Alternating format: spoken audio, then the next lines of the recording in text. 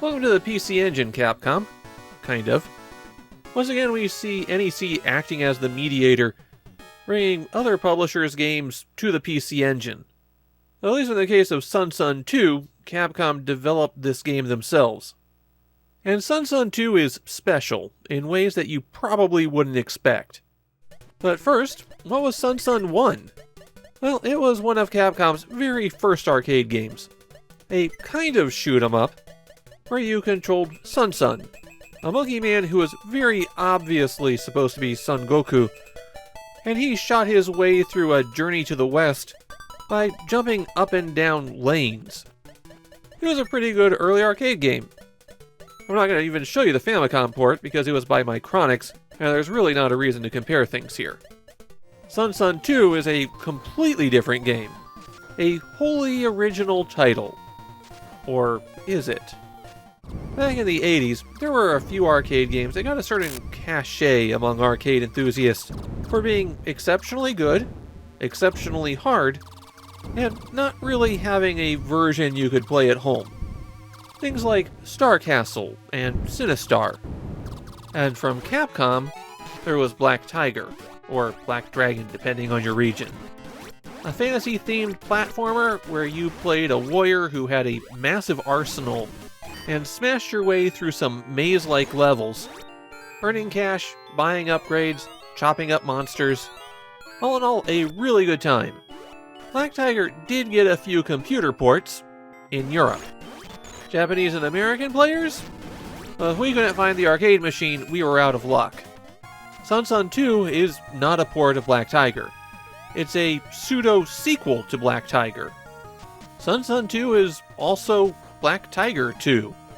The hero of Soun Soun 2 is not Soun Soun. It's Son Goku. Yeah, so despite the fact that the original game made some effort to avoid actually being Journey to the West, Soun Soun 2 leans right into it. At the start of the game, a mysterious force abducts all of Son Goku's companions, and then as the Monkey King, he goes and beats all of them up. There are 7 levels here, and by levels I mean areas that end with a boss. Because looking at them as individual levels, well, they're huge areas with many paths and tons of options. If you know what you're doing, and you head straight to the items that you need and then the boss, it's still going to be about 5 minutes per stage. This is not a small game. Complicating that is how you only have 1 life and no continues. Well, unless you buy the items that let you restore health once you run out, or let you continue from the start of the level if you die.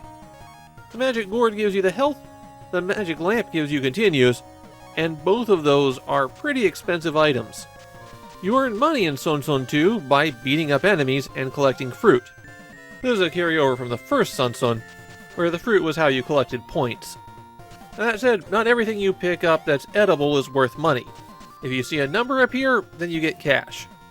Some items, like dumplings, corn, and bamboo shoots, are solely worth points, which in this game do absolutely nothing. There isn't even a high score chart. Enemies respawn if you go far enough away, and there is no time limit. So technically, you can just grind up cash forever. It's an awfully boring way to play though. Drops from enemies and pots are randomized. You could get fruits, you could get a point item. If it's from a pot, you could get a monster.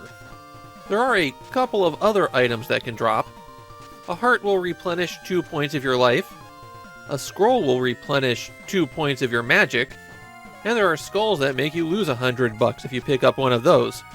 Some of those skulls vanish after a few seconds, while others stick around forever, even if you go through doors to other regions of the stage and come back. There are also items that rarely drop, which go into your inventory, but many of these can be purchased from the shop. The shop is this woman who's just standing around, and be careful not to exit the shop until you're ready, because she's gone for good once that happens. There can be multiple shops per stage, but they're a precious resource that you shouldn't use up unnecessarily. Besides the gourd and the magic lamp, you can purchase the glove, which will let you smash through certain walls. You can only do this 5 times before it's done, though. There's also a cloud that lets you fly in certain boss battles. And then there's the magic spells. To use a magic spell, you first have to pause the game by pressing start, then hit left and right to change what you're using. Some spells are constantly active, while others require that you press buttons 1 and 2 at the same time to use them.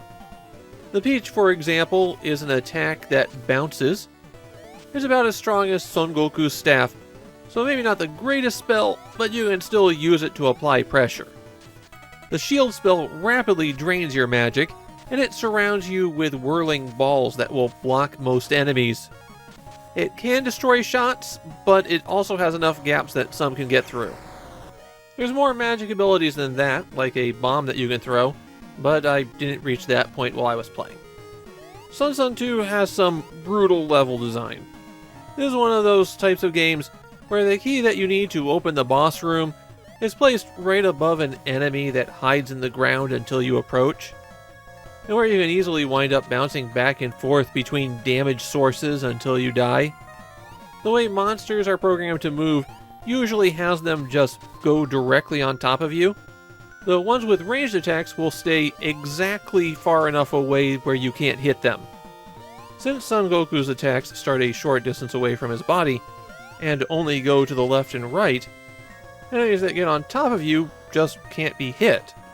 They result in getting damaged over and over again as you try to get away from them. It makes the enemies a lot nastier than you'd expect, and you're definitely going to want to play with a bit of caution. Take your time, feel out where you can, and hopefully jump over the ones that are guarding the ledges. There's also a few odd quirks to stage navigation. Platforms will shove you off of things if you run into them, and what you can jump through and what you can't is often unclear. If you bump into a wall while jumping, you'll immediately lose any upward momentum. That makes some jumps extra difficult. And to pass through a door, you need to press and hold down up for about 3 seconds. You just have to stand there and wait for it. On every stage, the boss is behind a locked door, so you'll have to find a key. These are just floating out somewhere. And then when it's time to fight the boss, they can also be pretty nasty. The first boss, for example, blocks most of your attacks with his sword. You have to either jump up and hit him in the head, or get an attack around him, but at the same time he's jumping towards you, so unless you can lock him down, you're in for a challenge. The second boss flies around and shoots fireballs at you, not really leaving you with a gap for your own attacks. And then I never reached the third boss because I had to stop recording.